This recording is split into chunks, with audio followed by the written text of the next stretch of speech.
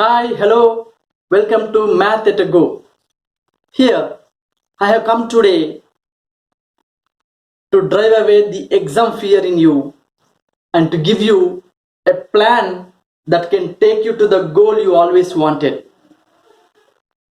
Had you been under the guidance and supervision of your lovely teachers, you would not have needed this session. But in view of COVID, since you're away from your teachers and there has been a lot of gap, I think this session definitely helps you. What are we going to deal in this session? In this session, we will deal with three things. One is principles of evaluation. The second is proper method of answering questions in order to score good marks. And thirdly, an 18-day plan, an action plan for scoring higher marks. You may get a doubt why we need principles of evaluation. What are the principles of evaluation? The rules to be followed while correcting your answer sheets.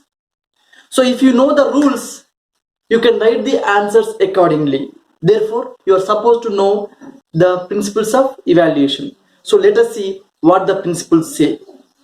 The first principle says, any logical method is valid. That means, if you have three methods for any problem and it doesn't specify what method to follow, you can follow any of them. But the condition is that it should be logical, it should be scientific, it should be valid, not anything as you like. That is very, very important. So no matter what method you follow, you will definitely get the marks. But if the method is specifically mentioned, for example, solve the linear pair of equations using elimination method, you have to follow only elimination method. But if no method is mentioned, you can follow any method of your choice. Secondly, logical sequential steps. You won't be given marks for a single answer or for a single step or for anything. You should follow logical steps. For every step, the marks will be divided. For example, you have a problem of finding the distance between 2 points. The marks will be divided like this. If you write the formula, you will be given some marks. And if you find the distance by properly substituting the values, you will be given some marks, depending on whether it is 4 marks question or 2 marks question or 1 mark question, but it will be definitely divided between these steps. So steps carry marks. So please don't forget identifying the data and writing it properly and substituting in the formula, writing the proper formula and solving. All these fetch you marks, not just the final answer. The marks are awarded for the steps, the logical sequential steps. Every step has got marks. So steps are most important. Even if you go wrong with your answer, you may be awarded 100% marks. But if you write only 100% right answer without steps, you will not be given marks 100% for sure. So this is very, very important thing. Thirdly, internal choice questions. What is internal choice? We have part A and part B. In part A, we have 3 sections. In the first section, we have 7 questions carrying 1 mark each. In the second section, we have 6 questions carrying 2 marks each. Now, from 14, 15, 16, 17, these 4 questions are under section 3 and they will carry 4 marks each. Because they are long questions, there has been given an internal choice. What is an internal choice? You can attempt any of them. For example, under 14th one, they will give you 1 question and put or the other question. You can attempt any of them. In the case of this kind of questions, if you answered both the questions, though you need only to answer 1 question, if you answer both the questions, that answer which you could do better and which earned you more marks will be considered and the other will be considered as extra. So if you are not sure which answer is better, then attempt for both. That is the thing. And finally, the last one, though it is rare, there is a chance for this too. What is that? Sometimes, for many reasons, the question may be printed wrongly. In that case, you may not get the answer properly, or it may lead to something else. In that cases, the principles say whoever the student attempt that question, please award him 100% marks. No matter whether he does it right or wrong, please award him 100% marks.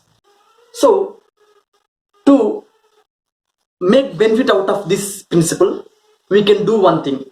After completing the 4 questions under section 3, please don't forget to put the question number again and write that one you left under internal choice again, so that this, if happens by your luck, may fetch you more marks. So please don't forget to do this one also.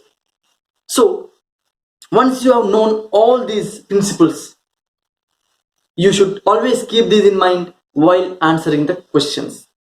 Now, these are the rules framed by the government for the evaluator, the valuer, who corrects your answer scripts. But he too has a mind, has a plan how to give marks. There are many aspects which are not mentioned in the principles and could still be fetching you more marks. What are they? Let us see. They are nothing but the points included under the heading proper method of answering questions. If you answer a question properly, you will get full marks. How to answer a question properly? Let us see. In the examination, you are given 15 minutes of time only for reading the question paper in view of this CCE. So what should you do in that 15 minutes? Let me tell you. You have to read every question, and in the question identify what is given, what to find, and some key points which you should stress on. Why? Because at times he may give you diameter which we don't use in calculating anything. There you have to take radius by making it half. So whenever it is given as diameter, please underline it. Sometimes he may ask you to find out total surface area, but at the time of writing answers for that question, you may forget and write and answer it differently. Like instead of total surface area, you will calculate lateral surface area, or instead of both, you will calculate volume probably. So what is to be found, you have to underline. This is very, very important. Some questions also have tail ends, which we sometimes forget while answering, because we get tired in answering the first part, and on the joy of completing that part, we ignore and forget the last part, like what did you observe, comment, find median from the both curves. So these points have to be compulsorily underlined and taken care of while reading the question paper. So at the time of reading the question, please underline the key points of that question. What is given, what is to be found out, and what is the important area you should not ignore, you should not be careless with. That will help you not get confused or not go wrong at the time of answering. So this is first thing you have to do. Now the answer paper has been given to you, and let us see what steps to follow now. Please draw the margins properly. How do we draw the margins? If this is the answer sheet, definitely don't forget to draw a margin to the left with the breadth equal to that of your scale.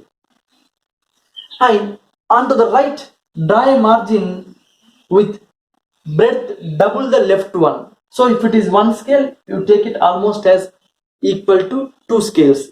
Now in between these 2 margins, you will be answering. Then what is this margin? This is rough margin. In this you have to do only rough work. All your answers will be written here. This will be used exclusively for giving numbers to the questions. For example, it is question number 1, question number 2, like that. If it is A of 14, you have to write it as 14 and A below that. But I have seen some students writing this question number here. Please don't do that. This is the rule to be followed for every page. Please don't forget. Secondly, don't worry whether your handwriting is good enough or not, because everybody has a better writing, definitely, but only overwriting and cuttings make it look ugly. So if you can avoid these overwritings and cuttings, cancellations, if you avoid these, you can definitely make your answer sheet look beautiful. When it is beautiful, the examiner, the valuer, gets impressed and feels free to award marks for you. This is very, very important thing. The question number must be properly written in the margin so that it is clearly visible, that is legible. Now the basics are finished. You've taken the answer sheet, you've drawn the margins, questions already. Now you are starting to answer the questions. No matter whether you know the answer or not, please do them serially. Take the first question first, second question next, third question next. Go on doing. If at some point you don't know the answer, please leave some space, because once you finish the examination and you try to think for it for a while, you may get the answer, or you can simply write down the given data and the formula concerned, try to substitute and do as much as possible and leave it. It might fetch you at least half marks. So please don't write the answers randomly. Question number 7 first, 6 next, 14 next. Like, please don't do that. Write them in the sequential order. And while writing the answer, let us see what steps to follow. Understand thoroughly what is given and what is asked. Write them down under the data. Given data and what is required to find out.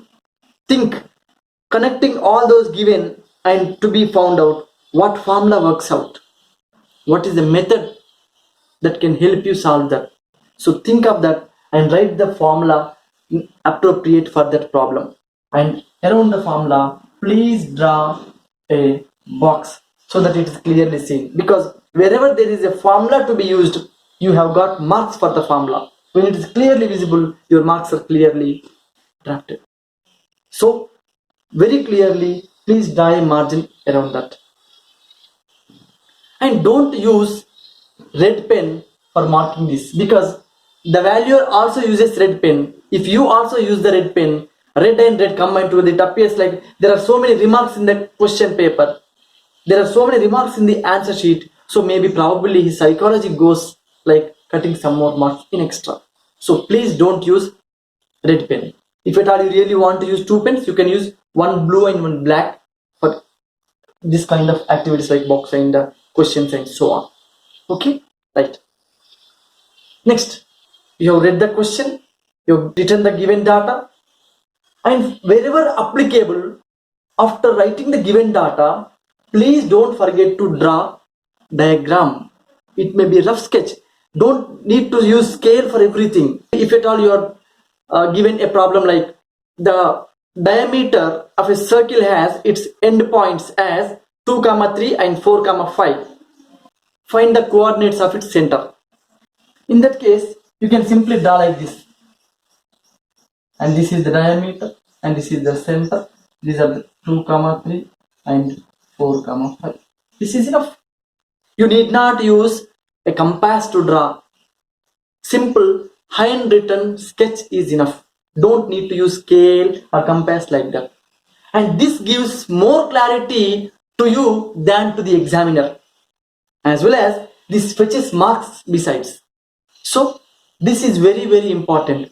Out of 14 chapters in our 10th class, there are 6 to 7 chapters which need diagrams for every question, like coordinate geometry, tangents and secants, trigonometry, similar triangles. There are so many, 6 to 7 chapters are there which need diagram at maximum places. So please don't forget to draw this. Right, you have read the question, you have written the given data, you have also drawn the needed sketch if needed, and you have written the formula also, then drawn a box around it. Now substitute the given values and go on simplifying it very carefully. I have seen many intelligent students doing mistakes in simplification. They are either overconfident or eager in attempting the next question by completing it, or out of some other facts, but they definitely make mistakes. So please don't do that, because when everything is fine, why should you make the small mistake to lose marks? So please be careful in simplifying. If you have any doubts, do it in the rough and then only copy it here. So that way you complete the answer. And at times during the answering, you may take a step which needs an explanation why you took that step. That could be reason like this: since this is the formula, therefore this step has come. So this is very, very important. This definitely fetches you more marks, and the examiner understands that you have good understanding. Like this, you go on completing, and finally once you get the answer, please don't leave it like that. Write the proper conclusion.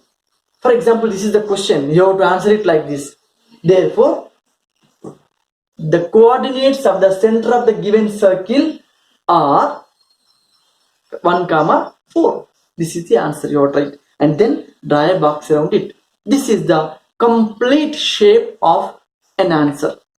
If you are doing the problem related to a graph, writing the scale on the graph, x-axis, y-axis, properly identifying the points, and maintaining a sharp pencil to identify the points sharply and drawing the lines sharply is very important. I've seen people drawing lines again and again that is so much thick as much as their pencil. It's not right. And when you're drawing parabola especially, it should be just like the chain, the gold chain in your neck. For example, if you hold your gold chain, it looks like this or like this, but not like this.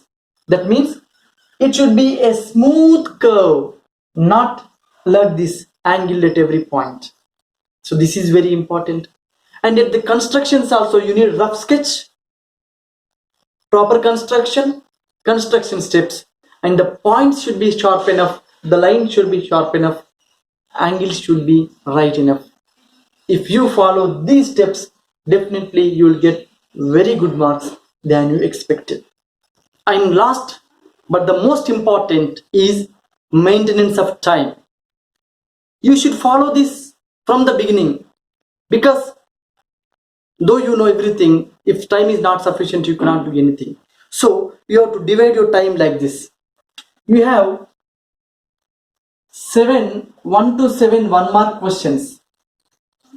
For them, you have to allot 3 minutes for each question. 3 minutes into 7 questions, that takes away 21 minutes. In the second section, you have questions 8 to 13 which carry 2 marks each. For them, all the time you can allot is 6 minutes per question. 6 minutes per question. So 6 minutes into 6 questions is equal to 36 minutes. Now this totals to 57 minutes. You can round it off to 60 minutes. That means in the first 1 hour, you must be able to complete first section as well as second section. This is very, very important. Then under the section 3, we have questions from number 14 to 17 which carry 4 marks each. For them, we should allot 15 minutes each. So 15 minutes into 4 questions, that makes 60 minutes again. Now 60 minutes together make 120 minutes, which means 2 hours. We are left with 30 more minutes. So from question number 18 to 27, we have objective type of questions.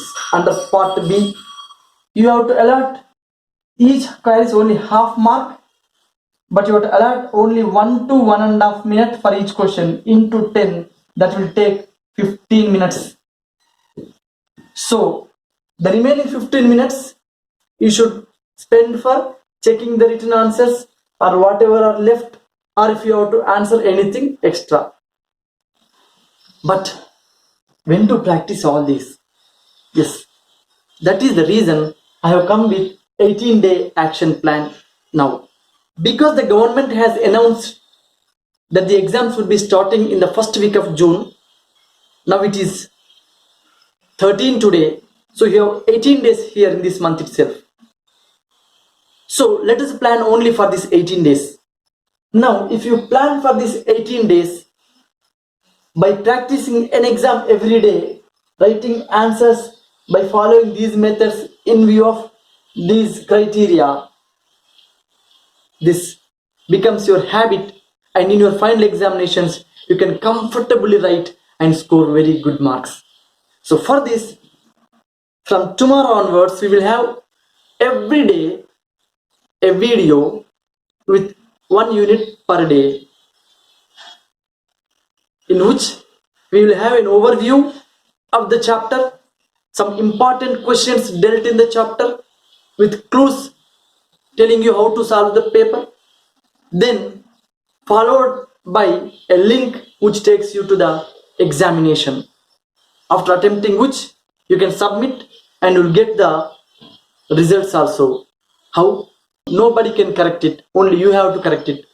I'll provide you the key, by looking at which, following the principles, you correct it yourself. Check it with respect to my key, what you have done, what is the mistake you have done, and then award yourself how much you can do, and you will know your mistakes, and thereby doing it every day for 14 chapters in 14 days, you will do very well. So on day 1 there will be chapter number 1 with only questions from chapter number 1, but exactly in the model of final examination. 7 1-mark questions, 6 2-mark questions, 4 4-mark questions.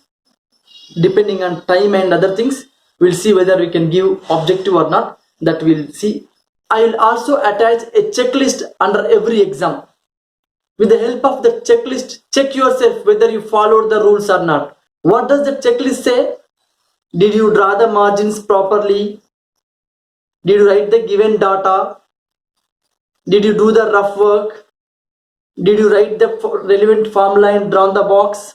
Did you follow the sequential steps by proper reasoning? Did you conclude the answer? Did you overwrite? This kind of checklist I shall attach at the end of every key. Please make use of this and check to see that you do follow this checklist, thereby making it a habit for you to follow it properly in your final examination. So if you follow this pattern for 14 days, it becomes your habit. And finally, after 14 days, take 1 day gap and go through a thorough preparation of all the chapters of first paper, and the next day attempt paper 1 as a grand test. Then take 1 more day gap and attempt paper 2. So like that we will attempt paper 1 and paper 2. If possible, 2 paper 1s and 2 paper 2s, like that we will take depending on time and the timetable given by the government. Then I think you can definitely do better than what you expected. So wishing you a very good luck. I request you follow this schedule. Now, how much time to allot for mathematics every day? I insist on allotting 3 to 4 hours a day for mathematics. For 20 to 22 minutes, 25 minutes for watching the video, then practicing some according to the video, and then writing the examination in the stipulated time. So please do follow this and you will get the results wonderfully. Wishing you good luck and a grand success. Thank you.